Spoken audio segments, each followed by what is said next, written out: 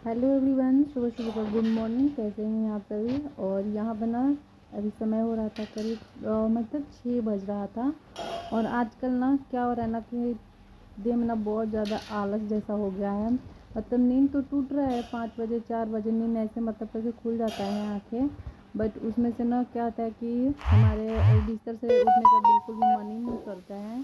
तो थोड़ा आजकल ना लेट हो जाता है हमें उठने में।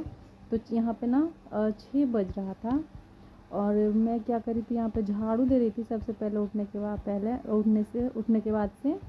और झाड़ू देने के मतलब ऐसा होता है ना कि बच्चे जब स्कूल नहीं जाते हैं ना तो हमें एकदम बिना निश्चिंत मतलब निश्चिंत हम लोग रहते हैं, ताकि उन लोगों को, क्योंकि 7-8 बजे उन लोगों को स्कूल नहीं भेजना पड़ता है। और आजकल ना बच्चों की छुट्टी हो गई है तो बच्चे, अब मुझे लगता है कि मकर संक्रांति बाद ही इन लोगों का स्कूल खुलेगी। और ठंड भी बहुत ज़्यादा लग रही थी तो यहाँ पर मैं स्वेटर और टोपे भी डाल ली हूँ।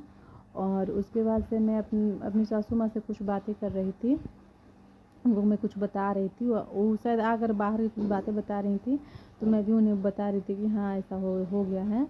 और यहाँ के बाद से ना सारे रूम में झाड़ू मारने के बाद से ना मैं क्या करती हूँ ना कि मतलब इधर के जो भी सामान होते हैं ना मैं उसे कल के साइड पे रख देती हूँ, ताकि वहाँ से ना साफ़ होते जाएंगे। और फिर आंगन में यहाँ पर क्या हो गया है, आंगन में झाड़ू मारने में ना थोड़ा दिक्कत हो रहा है, क्योंकि एक साइड में इधर हो गया है हमारा क्या बोलते हैं वॉशिंग मशीन। और फिर इधर से थोड़ी सी ना चावल की बोरी रखा गया है तो और ज़्यादा दिक्कत हो गया है। और फिर उसके बाद से ये सब करने के बाद से मैं जल्दी जल्दी अपने मतलब बेडरूम में और सभी रूमों में ना मैं जल्दी जल्दी पोछे मार लेती हूँ। ये क्या होता है ना, सुबह में पोछे मार लेने के बाद है ना मतलब हमें निश्चिंत रहते हैं, फ्री रहते हैं हम कि अब पोछा वगैरह नहीं मारना है। और पोछे वोछे मारने के बाद से अब मैं पूरे रूम में जब मार लूँगी ना तो मैं आंगन में चली जाती हूँ मारने के लिए। और इतना जल्दी जल्दी मारती हूँ ना यहाँ पर भी पोछा मारने में नहीं बनता है। पहले तो मैं हाथ से बैठ कर के पोछा मारती थी तो मुझे ना थोड़ी सी कमर में ना प्रॉब्लम हो गई है, जैसे कि दर्द वगैरह रहता है तो मैं अभी ठीक से बैठ नहीं पाती हूँ। तो इसलिए मैं ये पोछा मारने वाला मंगाई हूँ और ये बहुत दिन का हो गया है, न्यू नहीं है।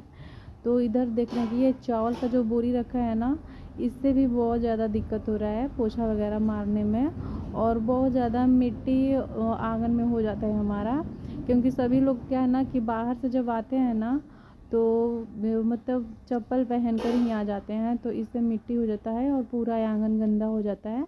तो थोड़ी ज़्यादा इसमें मेहनत पड़ती है और ज़्यादा जैसे कि हमें पोछा अच्छे तरीके से मारना पड़ता है।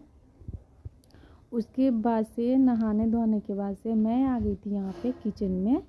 तो किचन में जब मैं नहाने जा रही थी ना तभी मैं क्या की थी ना, दाल को ना बैठा दी थी गैस पे।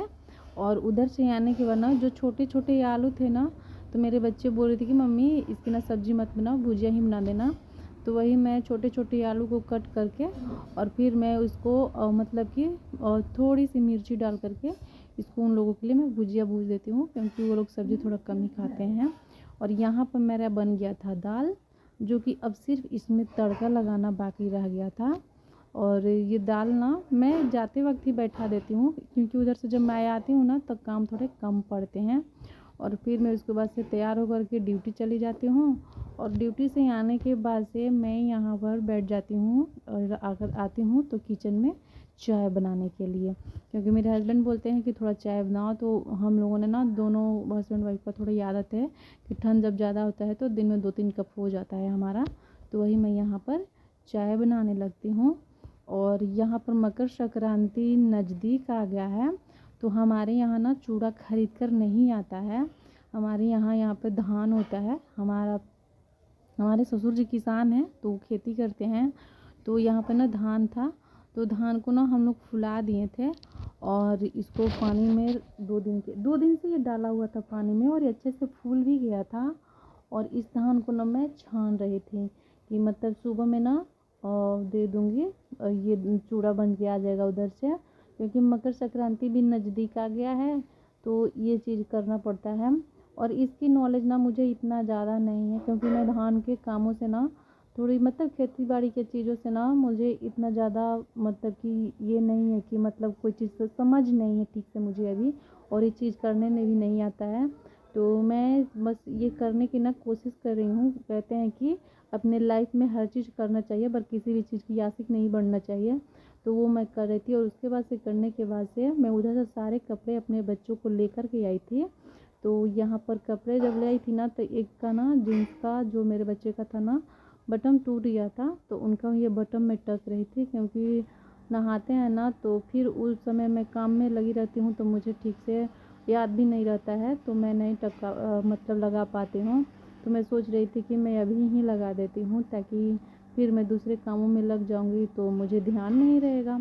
तो इसलिए मैं इनका ये दोनों का जीन्स लेकर के बैठ गई थी।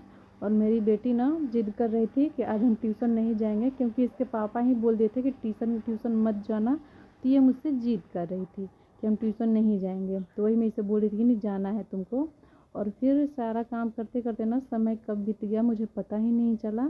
फिर शाम हो गया बहुत ज़्यादा, तो यहाँ पर मैं अपना आधा कपड़ा वॉशिंग मशीन में लगा दी थी।